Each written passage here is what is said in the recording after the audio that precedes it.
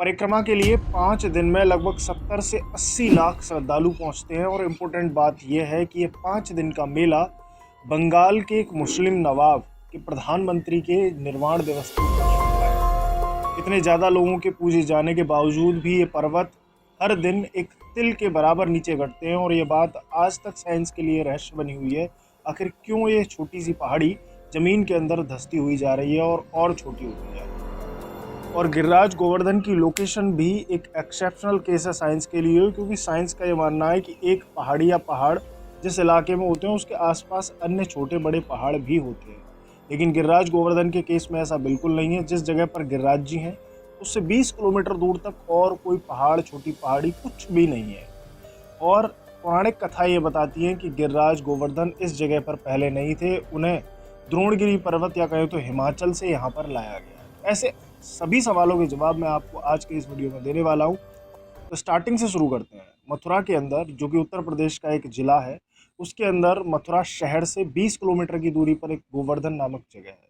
वहाँ पर गिरिराज गोवर्धन नामक एक हिल है जिसकी लंबाई 10 किलोमीटर से थोड़ी सी ज़्यादा है और उसकी 21 किलोमीटर की परिक्रमा लगाई जाती है। गोवर्धन 2 शब्दों से मिलकर बना हुआ है। पहला शब्द है गो प्लस वर्धन। गो का मतलब होता है गाय और वर्धन का मतलब होता है पोषण करने वाला। तो गिरिराज गोवर्धन को गायों का पोषण करने वाले की संज्ञा दी गई है। और ऐसा बताया जाता है कि गिरिराज गोवर्धन के पास भगवान कृष्ण के चरवाहे अपनी गायों को चराते हैं, क्योंकि उसके आसपास कई सारी हर्ब्स, जड़ी बूटियां, घास वास उगाती है, तो जिसकी वजह से गायों का पोषण अच्छे तरीके से होता रहता है। अब समझते हैं कि गोवर्धन गिरिराज की पूजा और परिक्रमा कब से स्टार्ट होती है। तो इतना तो आपकी समझ में आ गया होगा कि ये ब्रज के अंदर लोकेटेड है। और ब्रज के अंदर 2 इंपॉर्टेंट जो चीज़ें हैं, यमुना जी और गिरिराज गोवर्धन, उनमें से एक है। गिरिराज गोवर्धन को ब्रज के लोग आज कृष्ण जी का अवतार भी मानते हैं। और ऐसा बताते हैं कि कलयुग में जिसने गिरिराज गोवर्धन के दर्शन कर लिए उसने श्री कृष्ण के दर्शन कर लिए मानो। बात उस समय की है जब कृष्ण भगवान 7 वर्ष के थे। तो जितने भी ब्रजवासी थे सब नंद बाबा सहित इंद्र की पूजा करते थे, क्योंकि ब्रजवासियों का ये मानना था कि इंद्र बारिश करते हैं, तो उस बारिश की वजह से घास वगैरह उगती है और हमारी गायों का पालन पोषण होता है। लेकिन भगवान कृष्ण ने ये कहा कि हम तो अपनी गायों को लेकर डिपेंड हैं गिरिराज गोवर्धन के ऊपर, यानी गोवर्धन पर्वत के ऊपर। तो हम क्यों ना इंद्र की पूजा बंद करके गोवर्धन की पूजा करना शुरू करते हैं। तो भगवान कृष्ण ने इंद्र देवता की पूजा बंद करवा के गोवर्धन गिरिराज की पूजा स्टार्ट करवाई। और पूजा करने के बाद पूरी जो प्रदक्षिणाएं, परिक्रमा है, वो लगाई। तो तब से लेकर आज तक हजारों लाखों की संख्या में श्रद्धालु आज तक परिक्रमा लगाते हैं। आज मैं जब इस वीडियो को रिकॉर्ड कर रहा हूँ तो हजारों लोग उस समय परिक्रमा गिरिराज गोवर्धन की लगा रहे होंगे, क्योंकि बहुत प्रसिद्ध मान्यता है भगवान श्री गिरिराज गोवर्धन की। अब जैसे ही इंद्र की पूजा बंद होने के बाद गिरिराज जी की पूजा स्टार्ट होती है, तो इंद्र का प्रकोप बढ़ता है। और इंद्र के प्रकोप और क्रोध के कारण ब्रज के अंदर पानी पानी होने लगता है। मूसलाधार बारिश 7 दिन 7 रात तक चलती है। और उस 7 दिन 7 रात के समय में ब्रजवासियों को आश्रय लेना पड़ता है गिरिराज गोवर्धन के नीचे। भगवान कृष्ण इसे अपनी उंगली पर धारण करते हैं 7 दिन 7 रात्रि के लिए, और सारे ब्रजवासी उसके अंदर आ जाते हैं। लेकिन जब बचपन में मैं छोटा था तो मेरे मन में ये सवाल आता था कि गिरिराज जी के ऊपर जब बारिश हो रही होगी तो वो बारिश का पानी तो नीचे ही आ रहा होगा, वो पानी उनके नीचे भर जाना चाहिए था, लेकिन वो पानी नीचे भरा नहीं। उसकी एक और कहानी है। वहाँ पास में ही एक शंकरशन कुंड नामक एक कुंड है। और शंकरशन जो शब्द है उसका दूसरा मतलब बलराम भी होता है। तो बलराम जी ने अपने हल से एक कुंड वहां बनाया, और उस कुंड के अंदर वो पूरा पानी जो गिरिराज जी के ऊपर गिर रहा था वो उस कुंड के अंदर समाता गया। और सारे ब्रजवासी 7 दिन 7 रात्रि तक गिरिराज गोवर्धन के अंदर सुरक्षित रहे। और तब से गिरिराज जी की महिमा और ब्रजवासियों के लिए बढ़ गई। और मैंने वीडियो के स्टार्टिंग में आप लोगों को ये बताया था कि गिरिराज गोवर्धन की एग्जैक्ट लोकेशन पहले समय में ये नहीं थी, इन्हें हिमाचल से यहाँ लाया गया।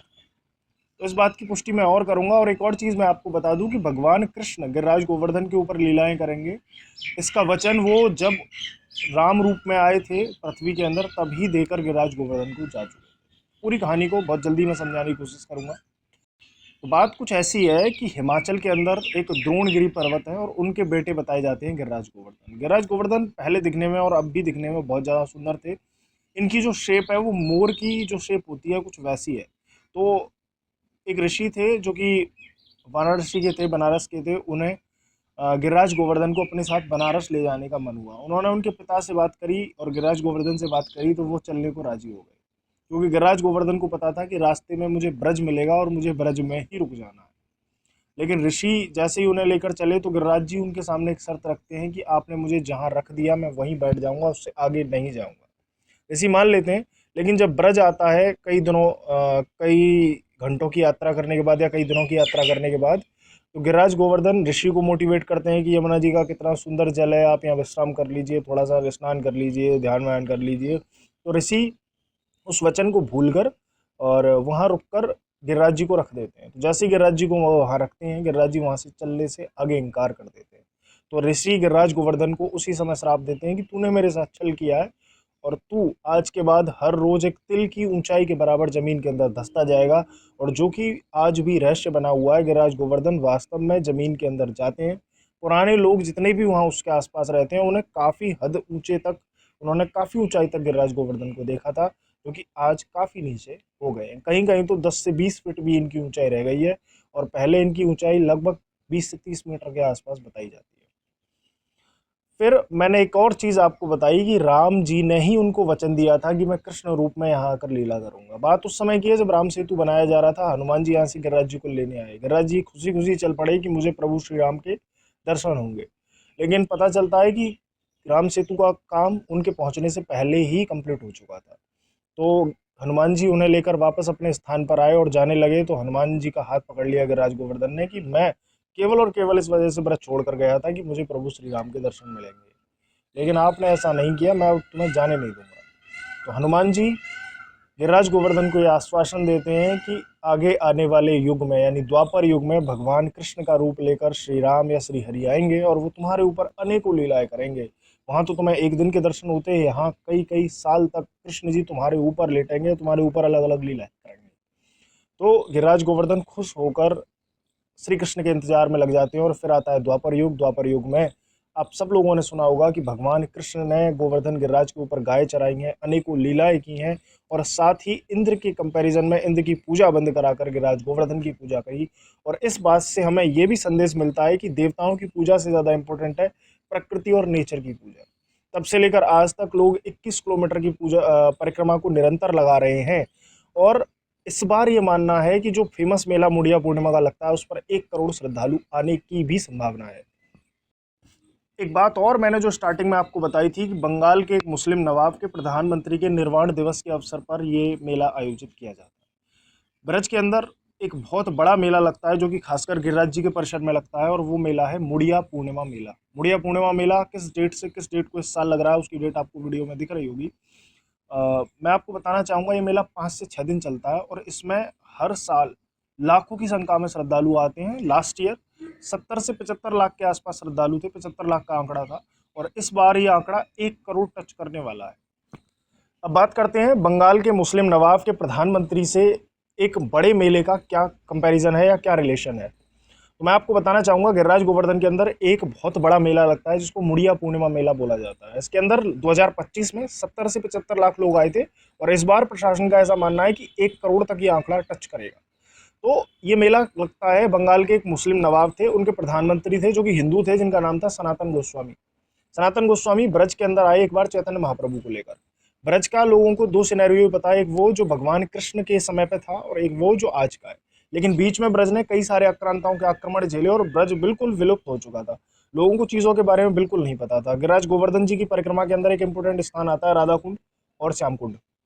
उनकी लिस्ट भी मैं जो इंपोर्टेंट स्थान है आपको वीडियो के लास्ट में दे दूंगा। तो उस स्थान का उत्पन्न या कहें तो जीर्णोद्धार भी सनातन गोस्वामी ने किया। तो ऐसे कई स्थान थे जो विलुप्त हो चुके थे वृंदावन के, तो सनातन गोस्वामी ने उनको दोबारा से निकाला। तो ब्रज के अंदर उनकी काफ़ी ज़्यादा चाहत बढ़ गई, लोग उनका सम्मान करने लगे क्योंकि उन्होंने पुरानी चीज़ों को दोबारा से पुनर्जीवित किया। सनातन गोस्वामी ने वर्षों तक गोवर्धन के अंदर वृंदावन के अंदर वास किया, और मुड़िया पूर्णिमा के दिन उन्होंने अपनी जो शरीर था उसको छोड़कर मृत्युलोक से प्रस्थान किया। ये उन स्थानों की लिस्ट है जिनके दर्शन आप लोगों को गिरिराज गोवर्धन की परिक्रमा को करते हुए करने चाहिए। और अगर आप लोग इनकी लोकेशन और ये कैसे दिखते हैं या ये स्थान अब इस समय कैसे हैं उसकी वीडियो चाहते हैं तो कमेंट बॉक्स में ज़रूर बताएं। राधे राधे।